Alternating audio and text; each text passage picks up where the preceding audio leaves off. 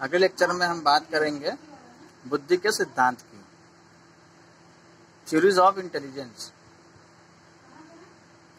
देखिए, सिद्धांत को हम कब बनाते हैं? सिद्धांत इसलिए बनाए जाते हैं कि इस तथ्य को समझने के लिए कि इसकी व्याख्या कैसे की गई है। तो बुद्धि के सिद्धांत के अंतर्गत हम ये जानने का प्रयास करेंगे कि बुद्धि की व्याख्या कैसे की गई है, बुद्धि किस प्रकार कार्य करती है। जैसा कि आप देख सकते हैं कि इसमें स्लाइड में है, बुद्धि के सिद्धांतों को दो प्रमुख श्रेणियों में बांटा गया है। इसमें पहला है कारकीय सिद्धांत, दूसरा है प्रक्रिया उन्मुखी सिद्धांत, फैक्टोरियल थ्योरीज और प्रोसेस ओरिएंटेड थ्योरीज। सबसे पहले बात करेंगे कारकीय सिद्धांत की, फैक्टोरियल थ्योरीज।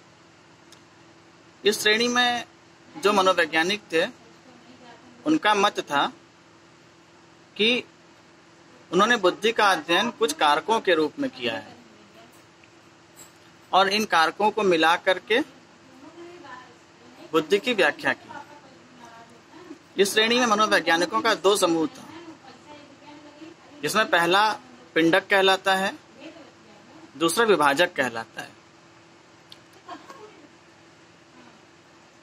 पिंडक की श्रेणी में ऐसे मनोवैज्ञानिकों को रखा गया है जिनका ये मानना है कि बुद्धि समस्या समाधान, तर्क और ज्ञान प्राप्त करने की एक संगठित क्षमता है।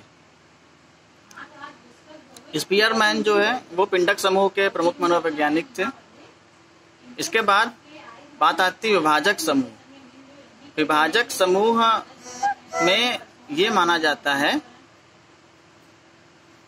विभाजक समूह में ऐसे मनोवैज्ञानिकों को रखा गया है जिनका ये मानना था कि बुद्धि एक संगठित क्षमता न होके करीब करीब स्वतंत्र रूप से कार्य करती है।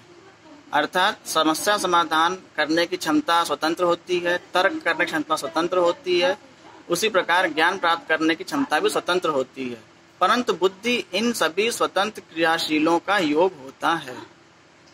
इस समूह के मनोवैज्ञानिकों में प्रमुख रूप से थर्स्टन, कैटल, थॉर्नडाइक और गार्डनर इत्यादि के नाम हैं।